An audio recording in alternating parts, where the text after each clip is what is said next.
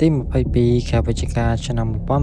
1963សម្លេងកំភ្លើង3គ្រាប់បានបន្លឺឡើងនៅកណ្ដាលទីក្រុង Dallas រដ្ឋ Texas ក្នុងរយៈពេលតែប៉ុន្មានវិនាទីបុរសដែលមានអំណាចបំផុតនៅលើពិភពលោក John F Kennedy ប្រធានាធិបតីទី35របស់សហរដ្ឋអាមេរិកត្រូវបានគេលុបបាញ់សម្លាប់យ៉ាងព្រៃផ្សៃបំផុតអាជ្ញាធរបានប្រកាសភ្លាមៗថាឃាតករគឺលោក Lee Harvey Oswald ជាអតីតទាហាន Marine ម្នាក់ដែលធ្វើសកម្មភាពតែម្នាក់ឯងប៉ុន្តែតើវាសាមញ្ញបែបនោះមែនទេពីថ្ងៃក្រោយមកជនសង្ស័យរូបនេះត្រូវបានគេបាញ់សម្លាប់បំបិទមាត់ទាំងរស់មុនពេលនិយាយការពិតនៅតុលាការរយៈពេលជាង60ឆ្នាំនេះមកហើយមហាជនមិនដែលឈប់សង្ស័យឡើយរហូតមកដល់ពេលថ្មីនេះ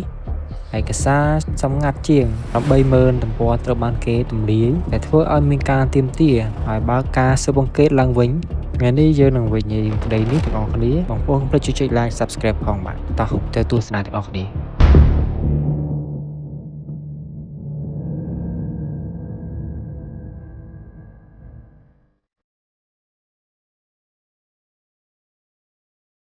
ដើម្បីយល់ពីអាថ៌កំបាំងនេះយើងត្រូវត្រឡប់ទៅម៉ោង 12:30 នាទីថ្ងៃត្រង់ថ្ងៃកើតហេតុនោះលោក JFK និងលោកស្រី Jacqueline ភរិយាបានអង្គុយលើរថយន្តបើកដំបូល Lincoln Continental ពេលរថយន្តបើកតាមតំបន់ Dealey Plaza ស្រាប់តែមានគ្រាប់កាំភ្លើងបាញ់សម្ដៅលើលោកគ្រាប់ទី1ត្រូវចំកនិងស្មារបស់អភិបាលរដ្ឋ Texas ដែលអង្គុយខាងមុខប៉ុន្តែគ្រាប់ទី2គឺជាគ្រាប់សម្លាប់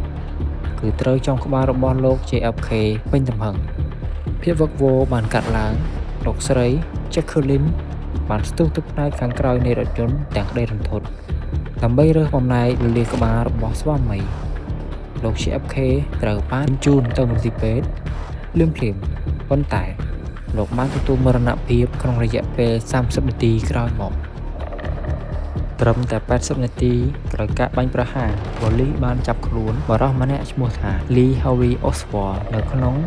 រោងកុនមួយ Oswald និរទេសខ្លួនទៅរស់នៅសហភាពសូវៀតដែលធ្វើឲ្យគេសង្ស័យភ្លាមថាគាត់ជាចាមបរិសុទ្ធប៉ុន្តែ Oswald បានស្រែកប្រាប់អ្នកកាសែតថាខ្ញុំមិនបានធ្វើទេខ្ញុំគ្រាន់តែជាផ្ទាំងស៊ីបសម្រាប់គេទម្លាក់កំហុសឲ្យប៉ុណ្ណោះតើគាត់ពិតជាអ្នករងគ្រោះចំនួនមែនទេយើងគ្មានថ្ងៃដឹងឡើយព្រោះនៅថ្ងៃទី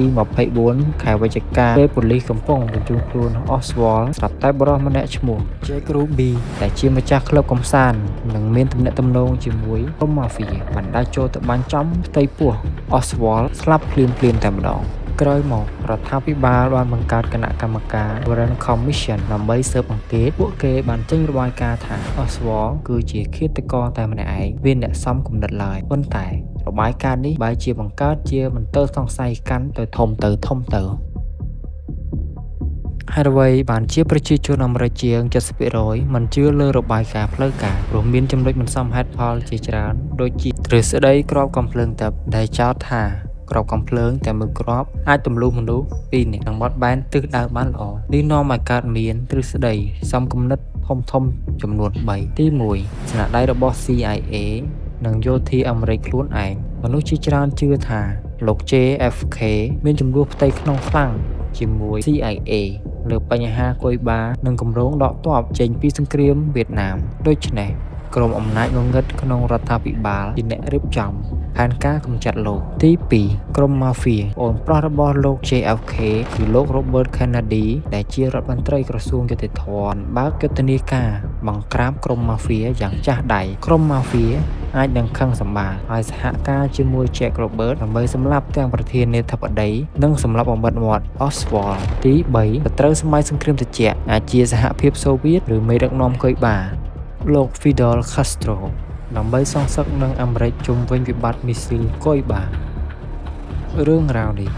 បានស្ងប់ស្ងាត់ជាច្រើនទសវត្សរ៍រហូតមកដល់ពេលថ្មីនេះរដ្ឋាភិបាលអាមេរិកក្រោមបញ្ជារបស់ប្រធានាធិបតី Donald Trump បានប្រកាសទម្លាយឯកសារសម្ងាត់ដែលនៅសេសសល់ចុងក្រោយប្រមាណ 80,000 ទំព័រឲ្យសាធារណជនមើលការទម្លាយឯកសារនេះ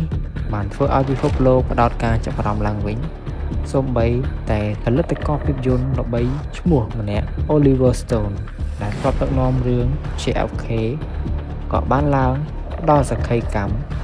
ចំពោះមុខសភាអាមេរិកដើម្បីជំរុញឲ្យរដ្ឋាភិបាលបើកការស៊ើបអង្កេតជាថ្មីឡើងវិញលើករណីឃាតកម្មនេះដែរព្រោះលោកជឿថាឯកសារទាំងនេះមានតម្រុយលាក់បាំងជាច្រើនមកទល់ពេលនេះអានក៏បាំងថាតើ Oswald ជាឃាតករពិតឬគ្រាន់តែជាកូនអុកនៅតែមិនទាន់មានចម្លើយជាផ្លូវការចុះសម្រាប់អ្នកទាំងអស់គ្នាវិញគិតយ៉ាងណាវិញតើអ្នកជឿលើរបាយការណ៍រដ្ឋាភិបាលឬជឿលើទ្រឹស្ដីសំគំនិតមួយណាជាគេសូមបញ្ចេញមតិខាងក្រោមបើសិនជាចូលចិត្តវីដេអូបែបនេះកុំភ្លេចជួយចុច like និង share និងចុច subscribe អ្នកមួយផងសូមអរគុណនិងសូមជម្រាបលា